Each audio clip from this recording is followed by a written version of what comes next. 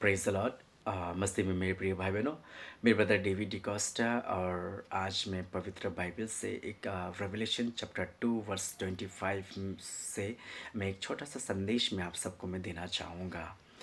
मैं चाहता हूँ कि इस वचन का आप लोग ज़रूर सुने, और यदि आप लोग कुछ कहना चाहते हैं तो कमेंट में अपना मैसेज ज़रूर छोड़ें। यदि आप मेरे से बात करना चाहते हैं या कुछ पूछना चाहते हैं तो अपना नंबर छोड़ सकते हैं और मैं आपको कॉल करूँगा। तो मसीह में मेरे प्रिय भाई बहनों, हाँ, कुछ लोग पूछते हैं कि ब्रदर आप कौन सी चर्च से बिलोंग करते हैं। मैं एक कैथलिक हूँ, कैथलिक चर्च से मैं बिलोंग करता हूँ। और लेकिन जितने भी बपतिस्मा लिया हुआ है, जितने भी मसीह भाई बहन जो बपतिस्मा लिए हुए हैं, आप सभी को मैं अपना परिवार मानता हूँ और हम सब एक परिवार हैं। आज सोशल मीडिया में हम देखते हैं कलीसिया को लेकर, संस्था कांग्रेशन को लेकर बहुत ज़्यादा मतभेद है, भेदभाव है। हम ऐसे भेदभाव से दूर रहे और ऐसे लोगों से दूर रहे जो फूट डालते हैं, है ना, हमारे आपसी प्रेम में फूट डालते हैं। एक कलीसिया दूसरे कलीसिया से अपने आप को बेहतर साबित करने में लगे हुए हैं। आज क्या आज एक कलीसिया दूसरे कलीसिया से अपने आप को बेहतर साबित करने में लगे हुए हैं।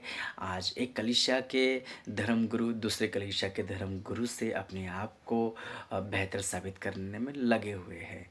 तो कृपया आप ऐसे लोगों से दूर रहे।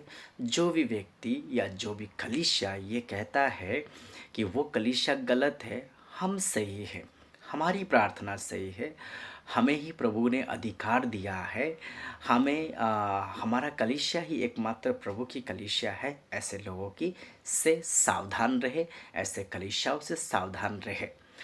मसीह में मेरे प्रिय भाई बहनों, मैं आप सबको मैं एक बात मैं कहना चाहूँगा।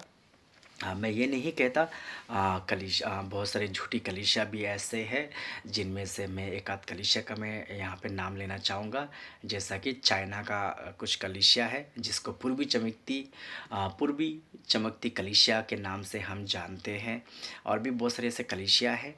तो ऐसे कलीसिया से सावधान रहे। और वो भी इसी तरह से सभी कलीसिया को गलत मानते हैं और अपने कलीसिया को सही मानते हैं। तो ऐसे लोगों से आप लोग सावधान रहें। ख़ासतर में ऐसे कलीसिया में से लोग भरमाए जाते हैं, वे लोग जो वचन से दूर है, वचन नहीं जानते हैं, वचन को नहीं जानते हैं, ऐसे लोग जल्दी से भरमाए जाते हैं, या जो नए विश्वासी हैं। मैं आज बहुत सारे ऐसे लोगों को जानता हूँ जो पूर्वी चमकती जो कलीसिया है ना, जो चाइना की जो कलीसिया है, उन कलीसिया में नए नए लोग जाते हैं, उनका ब्रेन पूरी तरह से वॉश करते हैं, फिर वो बाइबल के कुछ वचन को लेकर वो ये साबित करते हैं कि प्रभु यीशु मसीह का आगमन हो चुका है, वो भी स्त्री के रूप में। तो ये नए लोग हैं, इनको ब्रेन वॉश किया गया है, इनको वचन को पूरा मालूम नहीं, बस इधर से वचन एक इधर से एक वचन लेके इनको भरमाया गया है।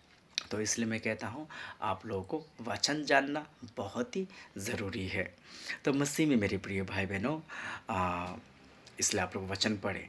इसलिए प्रभु यीशु कहते हैं प्रकाशना अध्याय 2 संख्या 25 में, जो शिक्षा तुम्हारे पास है मेरे आने तक तुम उस पर दृढ़ बने रहो। जो शिक्षा तुम्हारे पास है, जो वचन तुम्हारे पास है, मेरे आने तक तुम उस पर दृढ़ बने रहो। क्रिस में मेरे प्रिय भाई बहनों, आज जितने भी लोग वचन से दूर है, अगर वचन से आप दूर है, आप ये कभी मत सोचिएगा कि आप अंतिम समय में परमेश्वर के राज्य में आप प्रवेश कर पाएंगे। यीशु मसीह का आगमन निकट है, उसके आगमन से पहले, है ना, आप वचन को पढ़िए। और वचन को पढ़े बिना आप प्रभु को जान नहीं सकते, उसकी इच्छाओं को नहीं जान सकते हैं। पिता की इच्छा को अगर जानना है तो आपको वचन पढ़ना है। यीशु मसीह को अगर जानना है तो वचन पढ़ना है। आज ज़्यादा से ज़्यादा लोग चर्च जाते हैं लेकिन वो वचन से कोसों दूर है।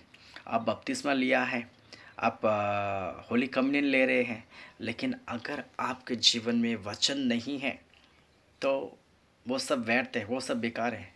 आपका चर्च जाना बेकार है, आपका प्रार्थना करना बेकार है, आपको होली कम्युनियन लेना बेकार है, क्रिसमस सेलिब्रेट करना, ईस्टर, गुड फ्राइडे में भाग लेना, वो सब चीज़ें आपके लिए बेकार है यदि आप वचन का आदर नहीं करते हैं, है ना? तो वचन ही है आपको तैयार करता है पवित्रता में, आपको पवित्र बनने के लिए तैयार करता है। वचन है जो आपको अनंत जीवन और विनाश का मार्ग दिखाता है। वचन ही है ऐसा जो सही और गलत को जानने में आपका मदद करता है। वचन ही ऐसा चीज़ है जिस वचन के माध्यम से आप पिता के स्वभाव को और पुत्र के स्वभाव को और पवित्र आत्मा के गुणों को, उनके स्वभाव को आप जान सकते हैं। उसके अलावा आप नहीं जान सकेंगे वचन के बिना। हाँ, इसमें कुछ लोग कह सकते हैं कि हमें तो बाइबल पढ़ना नहीं आता है, तो इसका मतलब हम स्वर्ग में नहीं जाएंगे। ऐसा बिल्कुल नहीं है। आपको वचन पढ़ना नहीं आता है इसका मतलब आप स्वर्ग में नहीं जाएंगे, ऐसा नहीं है। लेकिन आप वचन को सुन सकते हैं। आप सुनने के द्वारा आप विश्वास कर सकते हैं, है ना? तो वचन हम दो तरीक़ा से ग्रहण करते हैं, एक सुनने के द्वारा, एक शब्दों के द्वारा, यानी खुद पढ़ते हैं, है ना? हम खुद पढ़ते हैं, एक उसके द्वारा वचन को ग्रहण करते हैं, एक सुनने के द्वारा ग्रहण करते हैं। अगर आपको वचन पढ़ना नहीं आता है तो आप वचन को सुने और सुनने के द्वारा उसे ग्रहण करें और उसे अपने जीवन में लागू करें। आप निश्चय ही परमेश्वर के राज्य में प्रवेश कर पाएंगे, निश्चय ही आप तैयार हो सकेंगे, है ना? तो वचन जरूरी है, इस बात को ध्यान रखें। वचन के बिना कुछ नहीं है। आशा करता हूँ इसमें से आपको बहुत कुछ आपको सीखने के लिए मिला।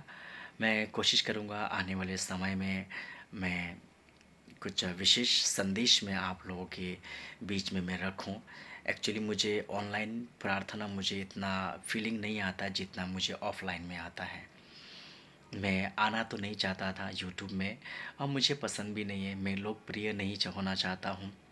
अ, हमारा सेवा कार्य ज़्यादातर ऑनलाइन हमारा होता है, सॉरी हमारा ऑफ़लाइन होता है, और मुझे ऑफ़लाइन अच्छा लगता है। उसमें मुझे मैं दिल खोल कर मैं गा सकता हूँ, मैं बोल सकता हूँ। ऑनलाइन में जब भी मैं बोलने का कोशिश करता हूँ तो मुझे प्रॉब्लम होता है कि क्या मुझे बोलना है, कब क्या चीज़ छूट जाए, है ना? तो मुझे ऑनलाइन में फीलिंग नहीं आता है, लेकिन ऑफ़लाइन मुझे अच्छा लगता है। और ऑफ़लाइन में मैं इतने पिछले में 15-16 साल से मैं सेवा कार्य में हूँ। मैं एक प्रीचर हूँ और मैं 15 सालों से सेवा कार्य कर रहा हूँ अलग अलग जगहों में। तो अगर हाँ, आप लोग अगर कुछ वचन के बारे में अगर जानना चाहते हैं तो आप लोग ज़रूर कमेंट करें। और अगर आप मुझसे बात करना चाहते हैं किसी विषय के बारे में, किसी विषय को लेकर, तो आप अपना नंबर छोड़ सकते हैं। मैं ज़रूर आपको समय निकाल कर आपसे कॉल करूँगा, आपसे बात करूँगा। प्रभु आप सबको आशीष करे। प्रभु के अनुग्रह में आप सभी बढ़ता जाए। Praise the Lord. God bless you.